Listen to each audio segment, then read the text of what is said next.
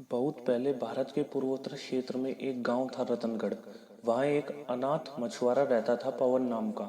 एक दिन वह मछली पकड़ने गया। उस दिन मछली के स्थान पर एक नाग उसके जाल में फंस गया। दरअसल वह नाग नागलोक का राजा था। अपने पिता को जाल में फंसा देख नाग कन्या घबराई। उसने सुंदर स्त्री का रूप धारण कर लिया और वह पवन के पास पहुंचकर बोली, यदि तुम मेरे पिताजी को छोड़ दोगे तो मैं तुमसे विवाह कर लूंगी। युवक मान गया। उसने नाग को छोड़ दिया। नाग कन्या ने अगले दिन उससे विवाह कर लिया। पवन और नाग कन्या का विवाह गांव वालों को रास नहीं आया।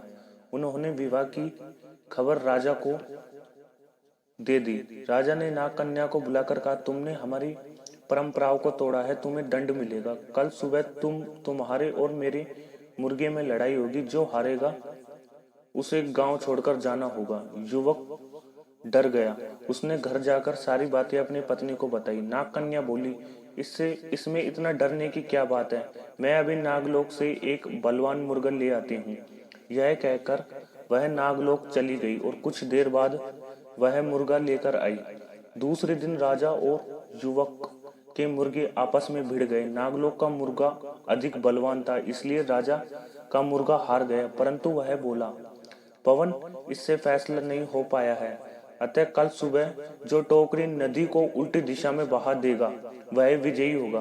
पवन के लिए ब्रह्मपुत्र नदी के बहाव को उल्टी दिशा में मोड़ना असंभव था। उसने यह बात नाग कन्या को बताई। उसने पति को ढाढ़स बंधाया, डरो नहीं, मेरे पिताजी तुम्हारी मदद करेंगे। वह अपने पिताजी के पास गई। नाग कन्या ने अपने पति की परेशानी बताई।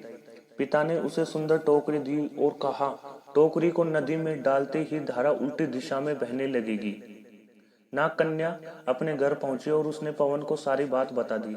पवन ने टोकरी नदी में डुबो दी।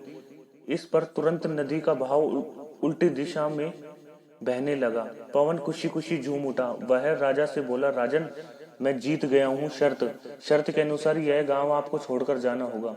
राजा कहाँ हार मानने वाला था। वह बोला, इस निर्णय को भी अंतिम फैसला नहीं माना जाएगा। तुझे मुझसे युद्ध करना होगा। इसी से ही हार जीत का फैसला होगा। पवन भाग कर अपनी पत्नी के पास पहुंचा और सारी बातें बताई। राजा के पास बड़ी फौज थी, परंतु पवन तो अकेला था। नाग कन्या उसकी परेशानी सुनकर फिर नागलोक पहुंची।